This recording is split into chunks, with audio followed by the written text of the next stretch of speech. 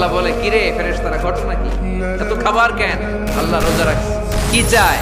আল্লাহ ক্ষমা চায়। তো খায় না যে তৃষ্ণার, তো আল্লাহ আপনার ভয়। আমারা দেখছে না, আল্লাহ আপনারা দেখেন। জান্নাত দেখেন, আমার জাহান্নাম দেখেছে আল্লাহ কিন্তু জানে। তারপরে ফেরেশতাদের মুখ থেকে বের করা হবে। আল্লাহ পড়ে, আমার জাহান্নাম দেখেছি কিনা বলো। ফেরেশতারা বলে, না জাহান্নাম দেখে নাই। আমার জান্নাত দেখেছে কিনা বলো।